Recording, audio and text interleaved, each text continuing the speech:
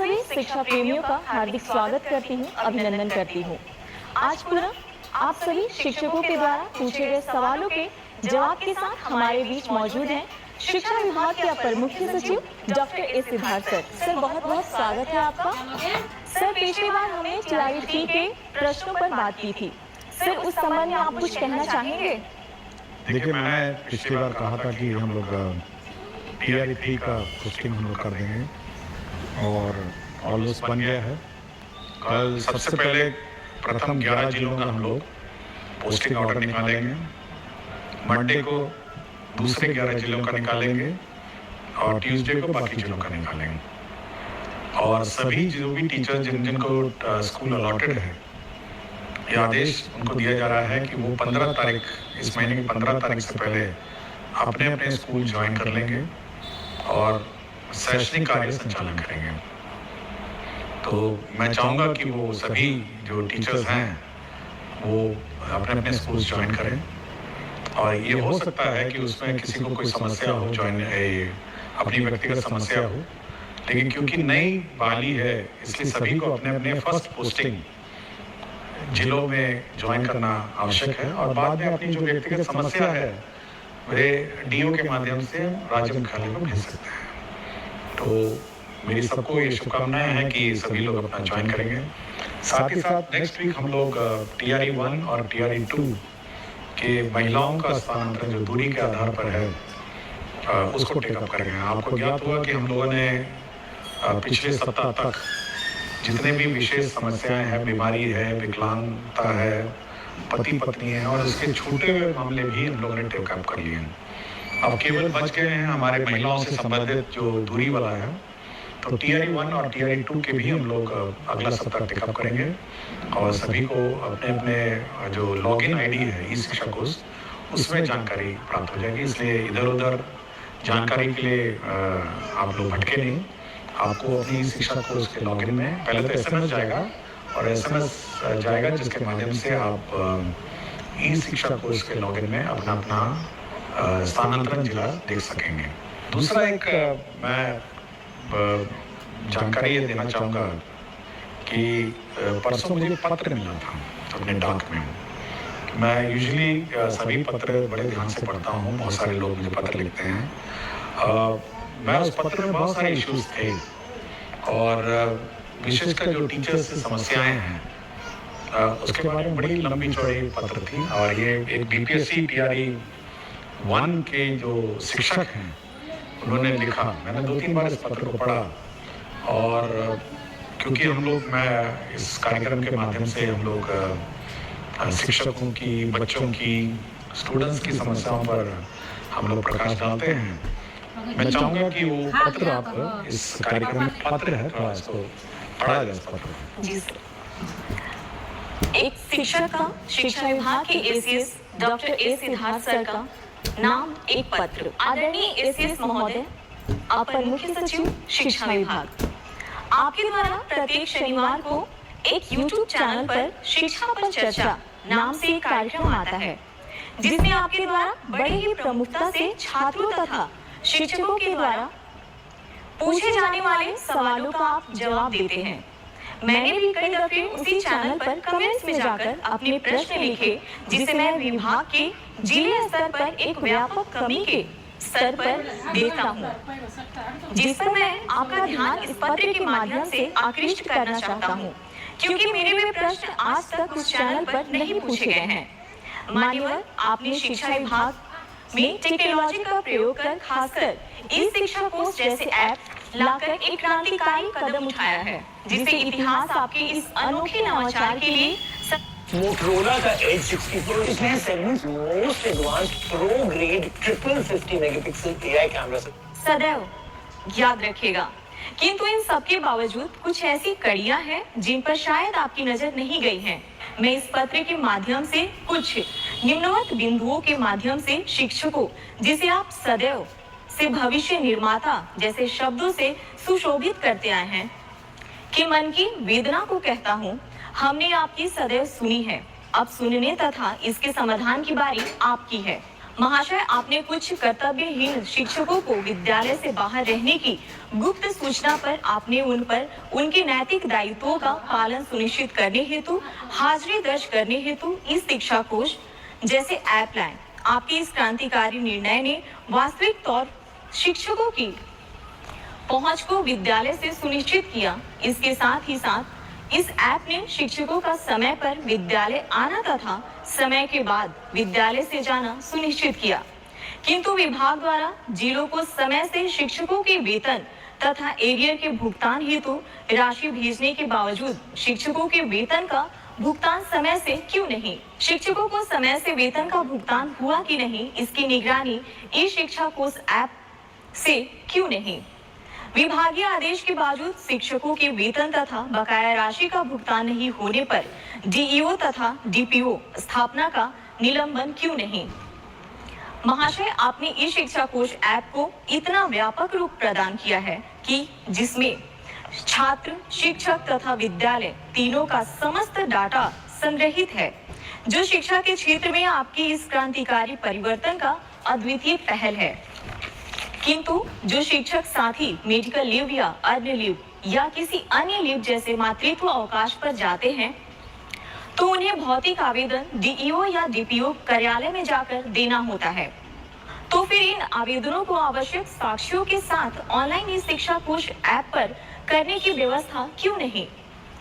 महोदय, आपके विचारों से आपकी शिक्षा के क्षेत्र में सुधार करने का जो जज्बा है, हमें उससे भरपूर मोटिवेशन मिलती है। बिहार की स्कूली शिक्षा व्यवस्था को अद्वितीय बनाने का जो स्वप्न आपने और पूरी बिहार की जनता ने जो देखी है, हम उसे पूरा करने में अपना सर्वस्व निछावर कर चुके हैं। हम पूरे मन से, पूरी लगन से बच्चों को पढ़ाते हैं। हम उन बच्चों को भी पढ़ाते हैं जो पढ़ना नहीं चाहते हैं। हम उन अभिभावकों को भी प्रेरित करते हैं जो अपनी बच्चियों को पढ़ाना नहीं चाहते हैं। इतना करने के बाद हमें अपने वेतन भुगतान हेतु तथा बकाया राशि के भुगतान हेतु आपके डीईओ तथा डीपीओ के यहाँ क्यों जाना पड़ता है? हम शिक्षकों को भी अपनी माँ तथा अपने वृद्ध पिता का इलाज कराने हेतु पैसे की आवश्यकता होता है। आपने अपने हालिया भाषण में कहा कि शिक्षक का नौकरी कोई रोजगार नहीं है कि यह पैसे के लिए किया जाए। टीचिंग एक सबसे अलग जॉब है। आपके इस कथन ने मुझे व्यक्तिगत रूप से एक अलग दर्जे पर अपने शिक्षण कार्य हेतु उत्साहित किया। हम अपनी मजदूरी मांगना भूल भी जाएं, मगर हमारा आत्मसम्मान नहीं। आप शिक्षा विभाग के एसीएस होकर हम तमाम शिक्षकों को इतना मान सम्मान देते हैं। आप सभी शिक्षकों को आप कहकर संबोधित करते हैं, किंतु दुर्भाग्यवश आपके डीईओ, डीपीओ तथा उनके कार्यालय के लिपिक, परिचारी सभी लोग हमें अपमानित करते हैं। हमें तुम कहकर, कभी अरे कहकर बोला जाता है। हमें घंटों कार्यालय के बाहर इंतजार कराया जाता है। मान्यवर, आपके डीईओ तथा डीपीओ के दुर्व्यवहार के सामने आपका सारा मोटिवेशन समाप्त हो जाता है। उस पल हमें ऐसा लगता है जैसे शिक्षक बनना हमारे लिए गुनाह हो गया है। महाशय, हम शिक्षक अधिकांशतः आपके डीईओ तथा डीपीओ के कार्यालय में जाते क्यों हैं? अर्न लीव के लिए, मेडिकल लीव के लिए, मातृत्व अवकाश के लिए, वेतन भुगतान या बकाया राशि भुगतान के लिए। हम कार्यालय उपरोक्त कार्यों हेतु जाते हैं, तभी हमसे चढ़ावा मांगा जाता है, हमें अपमानित किया जाता है। अगर आप उपरोक्त कार्य हेतु इस शिक्षा कोष ऐप पर भी व्यवस्था कर दे तो कुछ हद तक हम शिक्षकों की मन की वेदना को आप दूर कर सकेंगे। महाशय, जब आप आपके डीईओ, डीपीओ महीने की 1 तारीख को अपनी क्योंकि आप कई सालों से हमें बारीक कारीगरी के रीत से सजाते आ रहे मजदूरी ले लेते हैं, तो आप हम शिक्षकों की मजदूरी देने में 1 से 2 महीने का विलंब क्यों? एक अभिभावक अपने बच्चों का वेतन दिए बिना अपना वेतन कैसे पा सकता है? यह नैतिक रूप से बिल्कुल गलत है।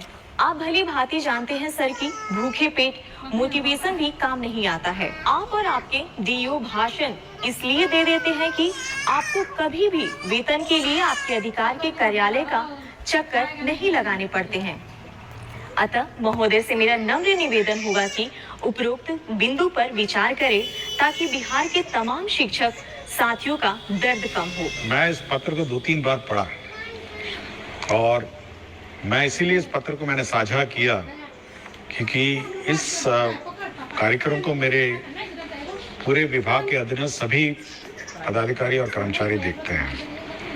और एक टीचर की वेदना जो है ना, जब वेतन समय पर नहीं मिलने का, उस वेदना को मैं बार बार हर मीटिंग में, जितना भी वीडियो कॉन्फ्रेंसिंग की मीटिंग होती है, मैं उनको कहता हूँ और ये मैं बार बार उनको चेतावनी देता हूँ। और आखिरी लास्ट टाइम मैंने जब मीटिंग किया था तो मैंने यहाँ तक चेतावनी उनको दे दी कि जब तक शिक्षकों का वेतन नहीं मिलेगा तब तक कार्यालय में जो पदाधिकारी हैं और कर्मचारी हैं ग्रुप डी छोड़ के उनका वेतन की निकासी नहीं की जाएगी। मैंने यहाँ तक लास्ट टाइम कह दिया।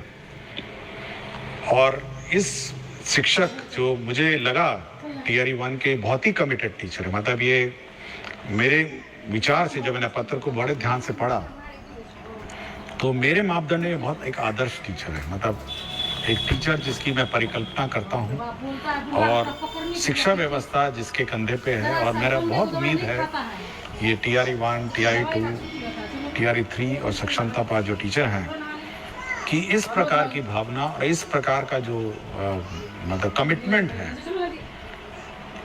यही हम सभी शिक्षक से चाहते हैं। यह उसका दूसरा उद्देश्य था। लेकिन अब जो देख के मुझे लगा कि हमारे शिक्षक कार्यालय, शिक्षा विभाग का कार्यालय जो है, अब वेतन तभी उसकी निकासी होनी चाहिए जब हमारे टीचर्स का वेतन पहले निकासी होगा। सबसे पहले जो फर्स्ट राइट है, पहले टीचर्स का वेतन निकासी होगा, उसके बाद ही हमारा जो सरकारी कार्यालय है उसका होगा। यह मैं पहले भी कह चुका हूँ और मैंने लास्ट टाइम इसकी चेतावनी भी दी थी। और इस बारे में शिक्षा विभाग बहुत सीरियस है।